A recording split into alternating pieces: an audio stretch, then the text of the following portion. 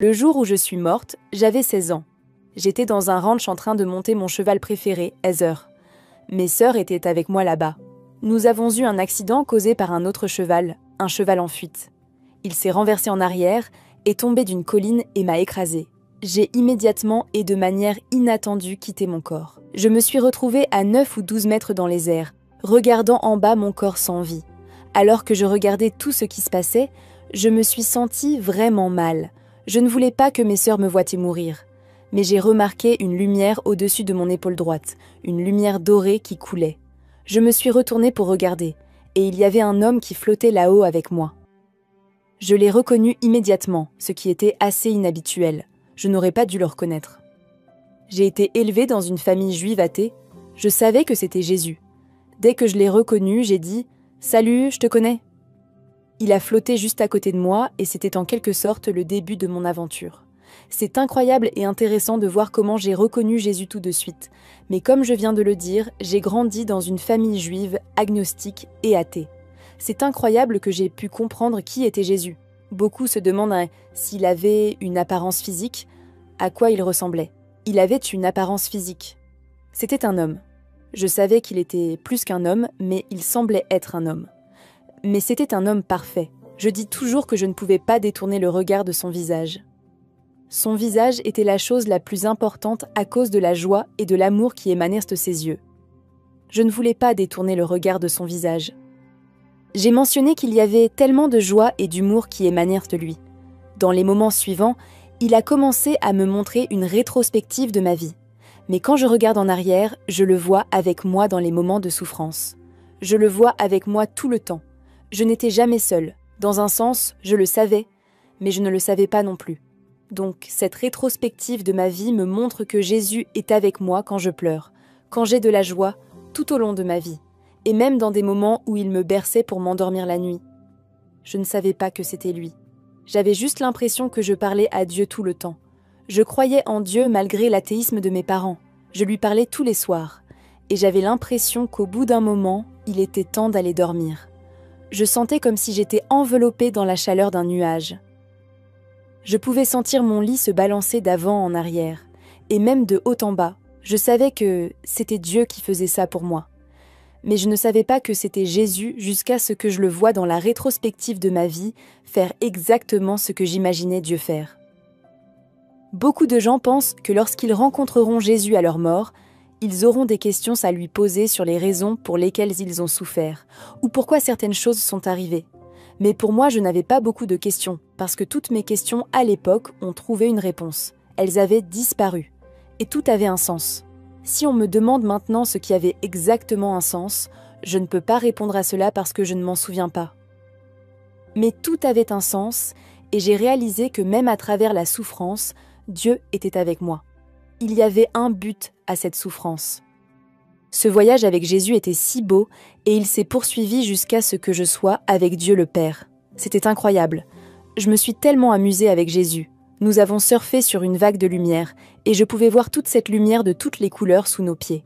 Elle me chatouillait la plante des pieds. Elle coulait entre mes doigts comme de l'eau. Nous avons parlé et ri tout le chemin jusqu'au ciel. Je suppose que c'était ce que je ne peux décrire que comme le ciel. Nous sommes passés devant des choses, et j'ai détaillé cela dans le livre, mais une grande partie de ce que j'ai vu, je ne l'ai vu que parce que je regardais fixement le visage de Jésus. Je ne pouvais pas détourner le regard de son visage. Je voyais des choses passer derrière lui. Mais quand nous sommes arrivés à Dieu le Père, nous sommes arrivés à un point où il y avait presque un seuil que nous avons franchi, comme une porte, comme si on entrait par une porte. Une fois que nous avons franchi la porte, nous sommes entrés dans une lumière. C'était une lumière vivante. La lumière était amour et je savais que la lumière était Dieu. La chose suivante que j'ai su, c'est que j'étais assise sur les genoux de Dieu. C'était Dieu et c'était Jésus. Ils étaient tous les deux ensemble. Le Saint-Esprit, s'il était là, je n'en étais pas consciente à ce moment-là, parce que Jésus m'a laissée avec le Saint-Esprit plus tard. Mais j'ai vu que Dieu le Père et Jésus étaient un seul et même être, et pourtant séparés. J'étais donc assise sur les genoux de Dieu comme un tout petit en train de balancer ses pieds. J'avais le visage enfoui dans sa poitrine. Je ne voulais jamais partir. Je voulais juste rester là pour toujours, pour l'éternité. C'est un grand Dieu. J'ai essayé de lever les yeux et de jeter un coup d'œil furtif sur son visage, mais je ne pouvais pas le voir. Il était voilé d'une certaine manière, il était couvert d'une certaine manière. Mais j'ai gardé les yeux rivés sur le visage de Jésus tout le temps. Je ne pouvais pas regarder le visage de Dieu. Et c'est depuis les genoux de Dieu qu'il m'a montré ce que j'ai vu du ciel. J'ai vu que c'était infini, infiniment loin. Si on peut imaginer regarder à travers un univers entier, je regardais à travers un univers entier. Et la première chose que j'ai vue, c'était de l'herbe. J'étais très myope sur Terre. Je ne voyais pas très bien.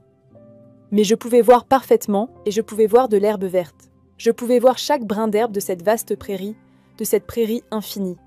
Et j'ai entendu l'herbe chanter, ce qui était remarquable. C'était incroyable. Et c'est la chose qui m'a le plus marqué, cette herbe et le chant de l'herbe. L'herbe chantait les louanges de Dieu. J'ai regardé un peu plus loin et j'ai vu des fleurs.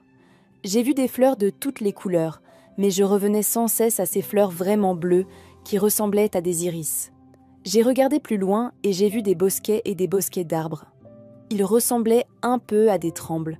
C'est la meilleure façon dont je peux les décrire. Et je pouvais voir chaque feuille sur chaque arbre et chaque veine sur chaque feuille de chaque arbre. J'ai remarqué qu'elles bougeaient. Les feuilles bougeaient, les feuilles frémissaient. Les fleurs se balançaient et elles bougeaient toutes au rythme du chant de l'herbe. Et tout bougeait dans la lumière de Dieu. C'était la lumière de Dieu qui animait tout. J'ai regardé un peu plus loin et j'ai vu un sentier qui commençait à s'ouvrir à travers la prairie. Je pouvais entendre et voir. Je pouvais entendre des gens chanter, et ils chantaient la même chanson que l'herbe. Et je pouvais les voir venir, mais ils étaient voilés. Je ne pouvais pas encore voir leur visage, je ne pouvais pas encore les voir. Et c'est à ce moment-là que Jésus est revenu et m'a dit que je devais retourner sur terre. J'ai donc été renvoyée sur terre. Eh bien, j'ai discuté avec eux à ce sujet, je ne voulais pas revenir. J'avais vu le ciel, je suis revenue sur terre avec cette grande expérience. J'ai raconté à mes sœurs ce qui s'est passé, mais je ne l'ai pas dit à beaucoup de membres de ma famille. J'ai essayé. Aujourd'hui, je partage mon histoire. Et bien sûr, mon histoire apparaît dans l'un des livres de John Burke sur les expériences de mort imminente. Mais mon histoire maintenant dans mon livre, et il y a tant de leçons de vie que j'ai tirées de ce voyage. Oh, il est merveilleux notre Dieu, un Dieu rempli d'amour, le Dieu de gloire.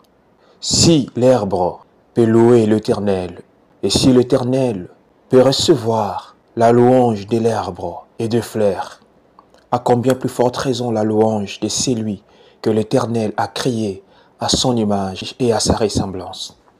Le Seigneur veut que nous le louons et nous l'adorons, car il est digne de notre adoration et de notre louange. Alors si cette vidéo t'a béni, n'hésite pas de le partager avec ta famille ou tes amis.